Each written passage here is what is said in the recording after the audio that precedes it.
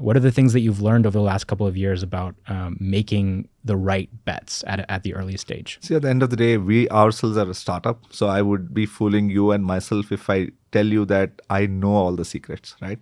There are a bunch of ways that obviously we mitigate that risk, and hopefully some of that works, right? First, in our selection, in terms of just to give you context, we have invested in 32 startups after seeing 20,000 of them. 20,000 of them. So the whole process of getting that 20,000 to that 32, and I know at the start that 50% of this 32 is not going to go anywhere. This 50% is, so that's the other thing, which is the second level, which is it is 50% for us. But if you don't have the machinery of support to the startups, it's probably 90% for someone else, right? So we are actually trying to almost double the success rate from our stage. That's someone else who doesn't have the machinery. Now, that's a global machinery. It's a smart team of 20 people. It's 250 people sitting in 25 other cities. It's 700 portfolio companies. It is all the stuff that we help better as individuals because of being founders before, because of understanding sectors better. All of that put together, it still makes our failure rate go from 90% to 45%. So it's just 2x.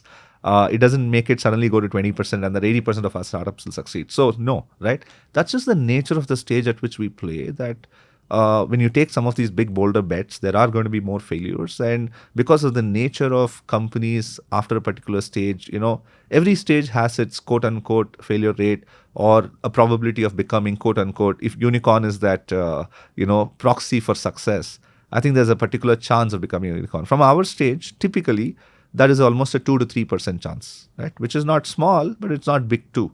Can we, with all the effort that we do, can we increase that to 4 to 5%? That's all we're trying. In the first fund, we will have a portfolio of 100 companies, right? We are 30% on the way there. And we'll be, doing another 30 investments this year, another 30 investments next year. And the whole idea is that over a 7-8 year period, can 3-4 of this be really big companies? Can 15-20 of this be reasonable companies, right? I think that's unfortunately or fortunately, the power law venture game, which is just the nature of the industry we are in.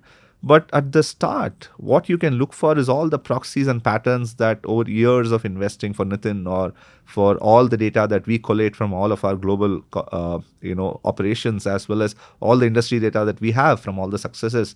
Are we able to predict some of those patterns on day zero of that founder is all that we can do, right? And help them in full earnest.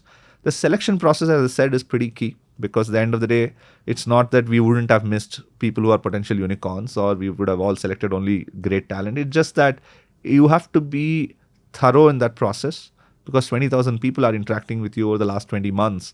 And there's almost 1,000 every month, and you're going to be saying no to 99% of them, 99.7% of them. So I think it's the process, it's the adapting, it is the help that we're able to do to founders. And hopefully when some of these folks become successful, they do the good word of mouth.